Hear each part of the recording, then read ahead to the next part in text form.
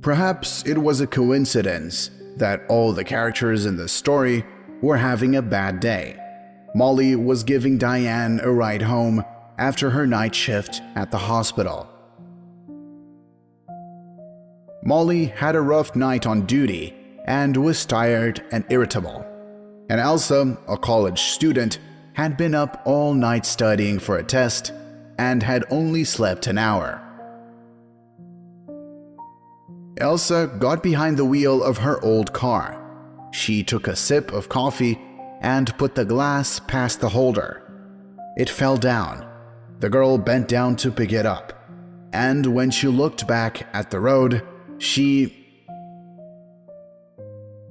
Molly barely had time to turn the wheel when the old car drove into her from the oncoming lane.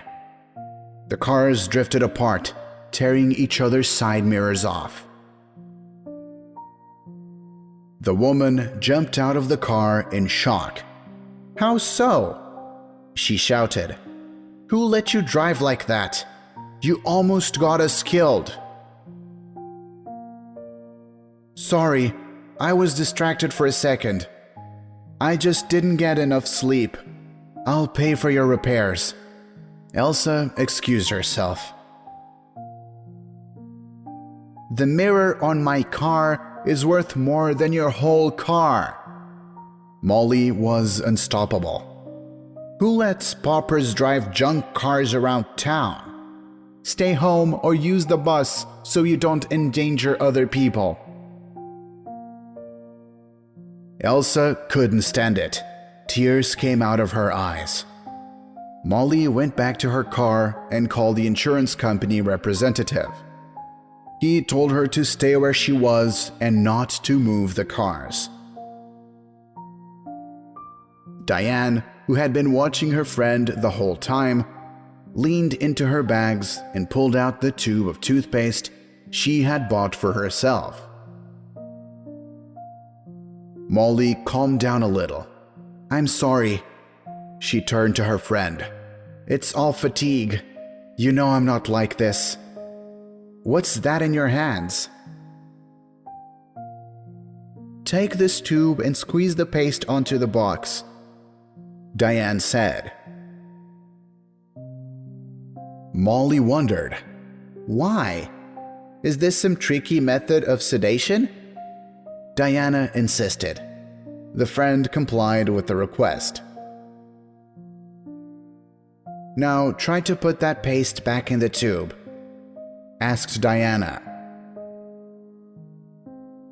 "What kind of children's contests are these? I don't understand anything. What does it all mean?" Molly was angry again. Diana silently pointed to the toothpaste. Her friend snorted and tried to put the toothpaste back together, but she failed.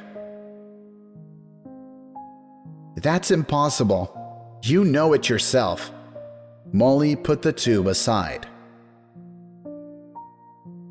"Look at that paste again.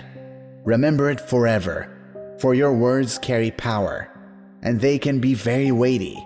You always have the opportunity to use them to offend, humiliate, or slander others. Also, you always have the opportunity to heal, support, inspire, or forgive others. Like that toothpaste, when your words came out of your mouth, you can take them back.